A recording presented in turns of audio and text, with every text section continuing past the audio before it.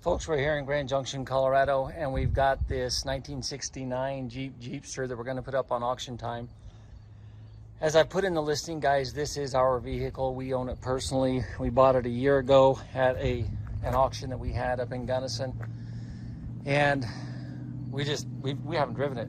There's just no other way around it. We have not driven this thing at all.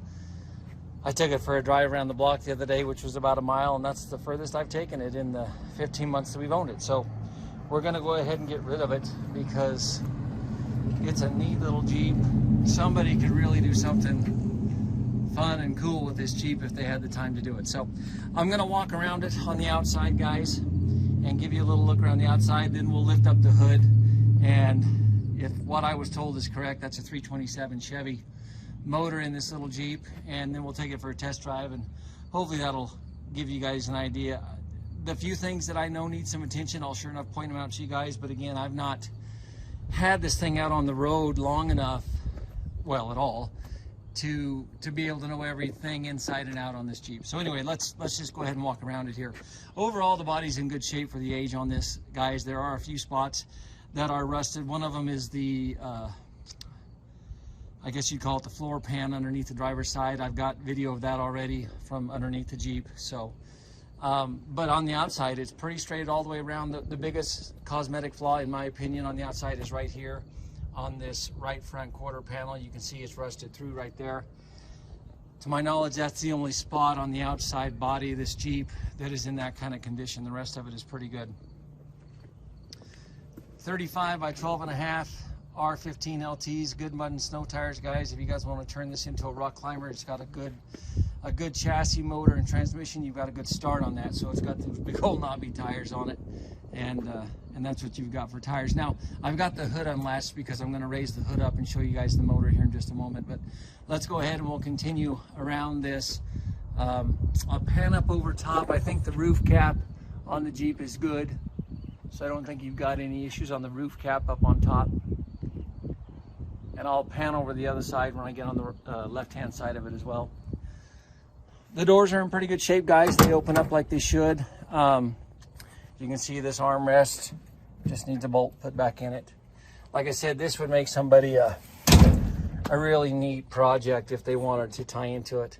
The interior of the Jeep overall is pretty good. There's some things that are going to need some attention. As you guys look at this, I'm sure you'll be able to see some of those things. The visors could probably be replaced. You can see a hole in the topper there, and then the back is, I don't know if you guys can see that, but the back is sagging down, just needs bolted back up in there again. So I guess I should have panned into the back of it while I had it down. So here's kind of what the back looks like, and I've got to see if I can get the spare tire to swing out of the way. If I can, I'll sure enough open up the tailgates and show you guys that as well. So, but overall, pretty good shape here in the interior. And again, as I pointed out on the other side, they've done some work on the driver's side floor pan there. So, the little man that we had, it was an estate auction that we had last summer up in Gunnison, and he had taken this on as kind of his project and had a pretty good start on it. I mean, it's a neat little Jeep. It really is. We had big visions when we bought it that obviously didn't come to fruition, but this has got the foundation to make somebody a really nice Jeep. I just wanted to show you guys a little scuff right there on the back corner. And you can see you've got a little receiver hitch on the back end. I've got to see if I can get this to come up off this bar, this pin, so that we can swing that out of the way. But we're going to leave it just the way you see it, guys. The jack will stay with it. The spare tire obviously will stay with it. And then I'll see if I can get the tailgate and the rear door to open up. You can see your license plate bracket is in there, and I'm guessing it sustained some damage when they put that tie rack on the way they did.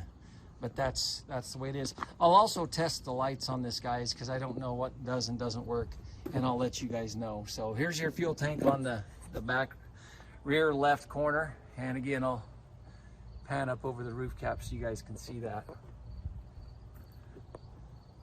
I've got the driver's side window down. It does roll up nice, just like it should. Both windows roll up and down like they should. It's 90 some degrees, and I'm out here doing this video, guys, so it's a little warm. And again, the hood latches worked fine.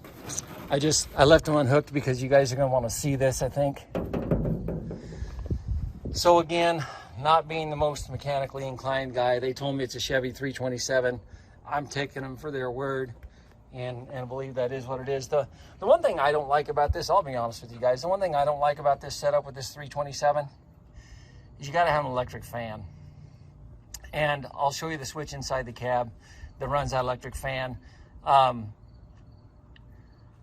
know, they didn't put it on a relay, so the fan is not automatically turned on and off as needed. So I don't know, you know, if it was me, I'd probably just run the fan constant because I wouldn't want to overheat the motor. But they say it's a Chevy 327. I'm going to take it at their word, guys.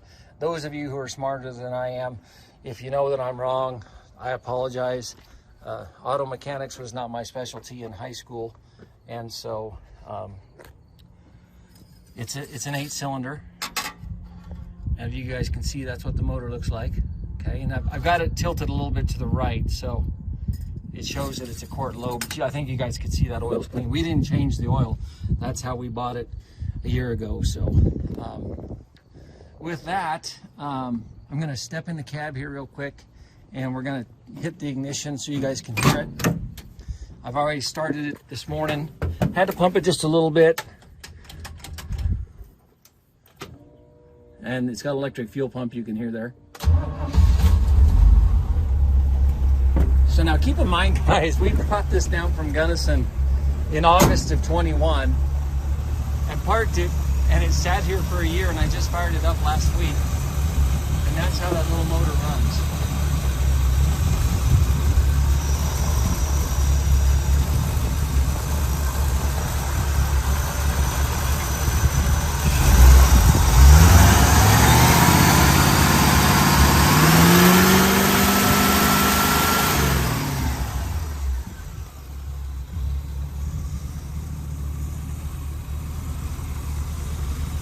So I did want to point out to you guys, you'll see there's a battery disconnect right here. There is a slow drain on this battery. It does drain that battery down. And so as such, when you shut it off, you just flip that, you know, raise your hood and flip that over so it doesn't drain the battery. Again, if you want to troubleshoot it, see if you can figure out where that is, more power to you. I just didn't take the time or energy. Well, we haven't done anything with it, so.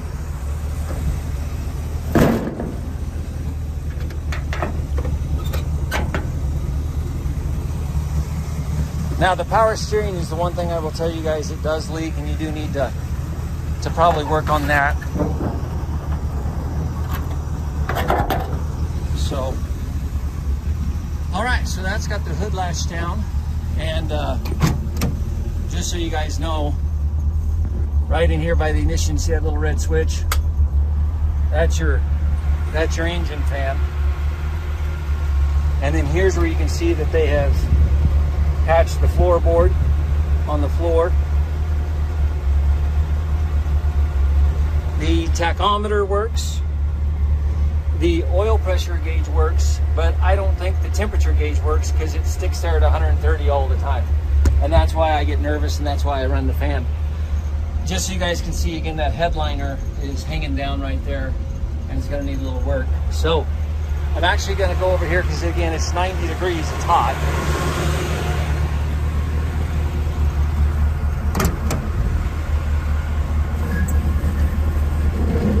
Just for my benefit, roll that down.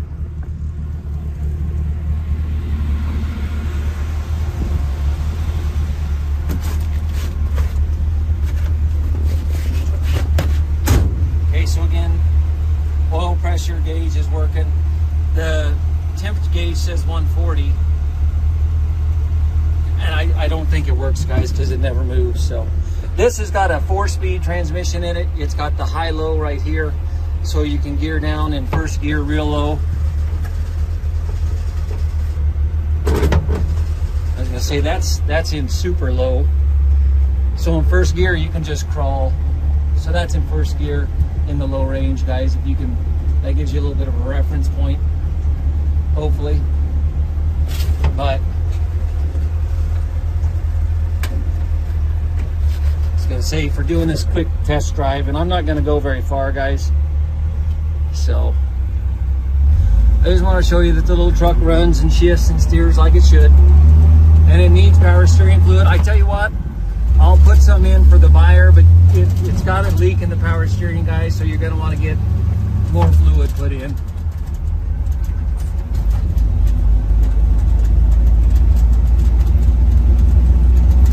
And I'm not gonna shoot this video too much. For one, it's not safe for me to shoot and drive at the same time, but that's third gear we're in right now in high range, guys.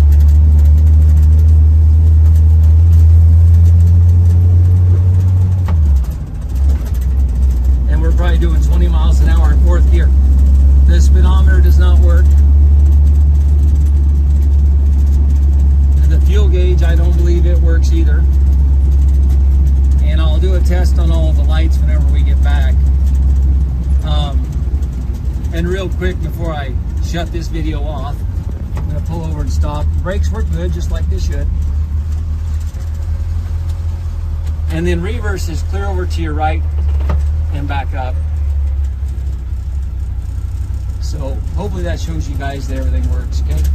So I'm going to shut this video off. I'm going to take it back over to our house. And then I'm going to do a couple more tests on the lights and the electronics just to show you guys what does and doesn't work.